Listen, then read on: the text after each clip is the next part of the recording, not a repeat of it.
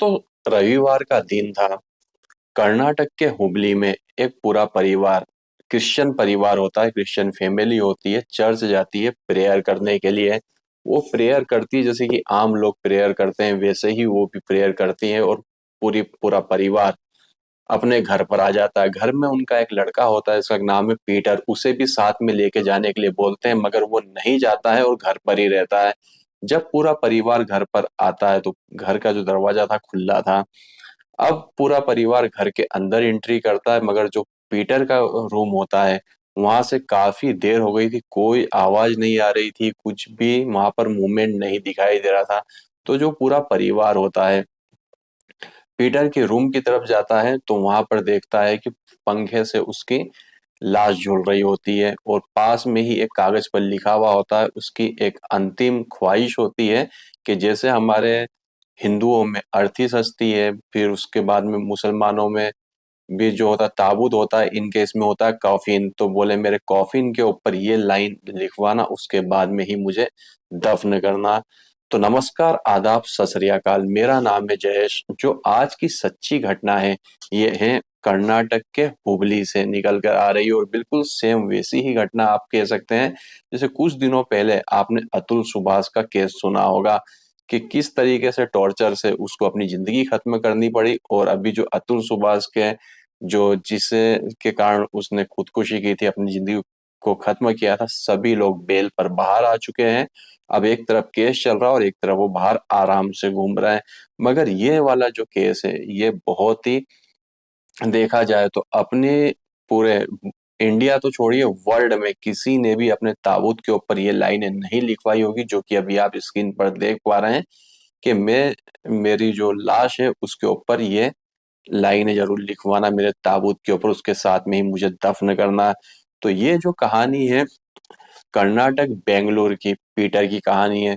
Peter एक private company में नौकरी करता है, जॉब करता है, और बिल्कुल सामान्य उसकी जिंदगी सभी की चल रही है, चलती है, वैसे ही उसकी लाइफ चलती हुए है। 2022 के एंड में, मतलब दिसंबर के महीने में, पीटर की शादी होती है पिंकी से। अब शादी के बाद दोनों ही खुश थे, दोनों के परिवार वाले भी खुश थे, और काफी अ, अच्छा रिश्ता उन्हें मिल गया था, दोनों खुश थे। मगर अचानक से जो इनकी हंसती खेलती जिंदगी होती है उस पर किसी की नजर लग जाती है, और सिर्फ शादी के 2 महीने में उन लोगों के बीच में झगड़े होना चालू हो जाते हैं। झगड़े होना चालू होते हैं और 3 महीने में ऐसा होता है कि उसकी जो पत्नी होती है पिंकी, जो कि एक पेशे से टीचर है, वो अब अपना घर छोड़ के चली जाती है। पीटर सोचता है कि गुस्से में चली गई है, कुछ दिनों में आ जाएगी, वापिस से नॉर्मल लाइफ हो जाएगी, ये सोच के वो दिन अपने काटने लगा। मगर पिंकी से जब भी बात करते हैं तो पिंकी बोलती अब तो मैं घर पर नहीं आने वाली हूँ, अगर तुम मर भी जाओगे तो भी मैं घर पर नहीं आऊंगी। पिंकी उससे ये कहती है। फिर भी पीटर अपने आप को संभालता है और सोचता है कि कुछ दिनों में वापस घर आ जाएगी, गुस्सा खा के चली गई होगी घर से। इन लोगों के झगड़े इतने ज्यादा बढ़ जाते हैं कि एक बार क्या होता है, पिंकी जो पीटर है उसके ऑफिस में फोन लगाती है और दोनों फोन पे ही झगड़ना चालू कर देते हैं। तो ऑफिस में पूरा स्टाफ स्टाफ इनको देखता है, और वो भी सोचते हैं कि दोनों पति पत्नी आपस में झगड़ा करते रहते हैं। तो उसके बाद में जो झगड़े की गूंज है उसके बॉस तक पहुंचती है। बॉस भी मौके पर आता है। उसके बाद में जो बॉस है वो पीटर को बोलता है पहले अपने घर के झगड़े सुलझा लो, उसके बाद में नौकरी पे आना।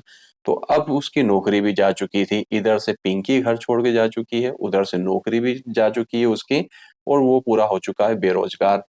अब फिर भी पीटर ने क्या किया कि कुछ उम्मीद बना के रखी कि हो सकता है पिंकी घर पर आ जाए, मगर पिंकी तो नहीं हुई आई। मगर जब पिंकी के जाने के करीब 3 महीने, या टोटल की शादी को हो चुके हैं 6 महीने हो चुके हैं, जाने के 3 महीने के बाद में उसके घर पे एक नोटिस जरूर आता है। पिंकी ने उसे, जो हो की होता है नोटिस, कोर्ट का नोटिस होता है, पिंकी ने उससे से जो तलाक है उसके लिए अपील की है कोर्ट में, और साथ में आ, उसके जो मेंटेनेंस है उसके लिए भी एक केस लगाया हुआ है। तो अब पहले ही ये लोग, पहले नौकरी जा चुकी है, इधर पिंकी गायब, पिंकी घर से जा चुकी है, और अब कोर्ट से नोटिस आ जाता है। अब मामला यहीं पर ही नहीं रुकता है। जो पिंकी का भाई होता है कोर्ट में एक और अपील डालता है कि उसे अपने जो, जिसे कि हम बोलते हैं 20 लाख रुपए का जो मुआवजा जिसे बोलते हैं, वो देने के लिए भी एक और नया केस लगाता है। तो दो केस चल रहे थे, एक डिवोर्स का था और एक 20 लाख रुपए का था। अब नहीं मिलते हैं 20 लाख रुपए, तो काफी ज्यादा इसके जो परिवार होता है उसके ऊपर दबाव बनाया जाता है, पूरे परिवार को जेल भेज देंगे, सारी चीजें दबाव बनाता रहता है, बनता रहता है। अब पीटर को भी उम्मीद खत्म हो गई थी कि अब ये घर पे कभी आए। फिर उसके बाद में पीटर ऐसे ही तनाव में रहने लगा। तनाव में रहने के बाद में तारीख होती है 26 जनवरी 2025, मीन्स आज से 4 से 5 दिन पहले। यहाँ दिल्ली में जहाँ पर परेड चल रही थी, बस वो परेड खत्म होती है। उसके बाद में वहां पर कर्नाटक के हुबली में पीटर क्या करता है, एक नोट लिखता है, सुसाइड नोट लिखता है, जो कि अभी आप स्क्रीन पर देख पा रहे हैं। नोट लिखता है। नोट लिखने के बाद में एक अपने ताबूत के ऊपर एक आखिरी अपनी अंतिम इच्छा भी बताता है कि मेरे ताबूत के ऊपर जो होता है कॉफिन, उसके ऊपर ये लाइन लिखी जाए, माई dead because of my wife torture. तो परिवार वाले भी अब सोच में पड़ जाते हैं कि आखिर इसने अब सुसाइड तो कर लिया है, मौत तो हो गई, मगर ऐसा कॉफिन के ऊपर क्यों लिखा है, कैसे लिखवा सकते हैं। तो बड़े बुजुर्गों की सलाह ली जाती है, कुछ चर्च के पादरियों की सलाह ली जाती है, बोले नहीं, जो व्यक्ति मरा है उसकी आखिरी इच्छा है कि उसे कॉफिन पर ये लिखवाया जाए, तो बिल्कुल कॉफिन के ऊपर यही लिखवाया जाता है। उसके साथ में उसका उसे दफनाया जाता है। अब ये जो परिवार है, अब उसके बाद में जब पुलिस के हाथ में सुसाइड नोट लगता है, तो पुलिस उस सुसाइड नोट की भी जांच कर रही है कि हैंड राइटिंग वो ये पीटर की ही थी। और जो केस बना है, अब पिंकी के घर वालों के ऊपर भी एक केस बन चुका है खुदकुशी के लिए उकसाने का। मगर आज तक पूरे भारत में खुदकुशी के लिए उकसाने के ऊपर किसी को कोई सजा नहीं हुई है, क्योंकि सुप्रीम कोर्ट का एक जजमेंट है जहां पर उन्होंने क्लियर बताया है कि अगर किसी के खुद उकसाने से अगर खुदकुशी हुई है तो सिद्ध करना जरूरी है। ऐसा नहीं होगा कि आज से 6 महीने पहले पति पत्नी के झगड़े हुए और पति कहीं जाके मर जाता है तो उससे खुदकुशी के लिए उकसाने का केस नहीं बन सकता है। तो सभी लोग, हम और आप तो एक नॉर्मल लोग हैं, मगर जितने बड़े बड़े सेलिब्रिटी भी अगर आप देखोगे, वो भी अगर किसी कारण उन्होंने अपनी जिंदगी खत्म की है तो कुछ समय के बाद में सभी लोग छूट जाते हैं, क्योंकि सुप्रीम कोर्ट का ही एक जजमेंट है कि खुदकुशी के लिए अगर कोई किसी को उकसाता है, उसकी मौत होती है, तो आपको सिद्ध करना पड़ेगा कि उसी कारण ये व्यक्ति मरा है। सपोज करिए कि अभी आपके किसी के झगड़े हो रहे हैं और तुरंत अगर वो व्यक्ति मरता है, तो ये खुदकुशी के लिए उकसाने का केस बनता है। मगर ऐसा नहीं होगा कि आज से 6 महीने पहले झगड़े हुए हैं, उसके बाद में 6 महीने के बाद में अगर वो व्यक्ति मर रहा है, तो खुदकुशी के लिए उकसाने का केस नहीं बनने वाला है। तो कुल मिला के इस केस में भी वही हाल होने वाला अतुल सुभाष जैसा, कि वो व्यक्ति ने तो अपनी जिंदगी खत्म कर दी। खत्म करने के बाद में जो उसके अपराधी सभी खुले घूम रहे हैं जमानत पर, और इसमें भी जो गिरफ्तारी हुई है खुदकुशी के लिए उकसाने के लिए पिंकी के घर वालों को, वो भी लोग कुछ समय के बाद में छूट जाएंगे और एक तरफ केस चलता रहेगा।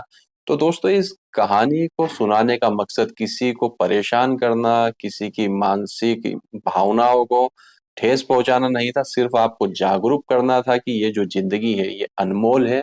जिसने हमें ये जिंदगी दी है उसे ही हक है उस जिंदगी को लेने का।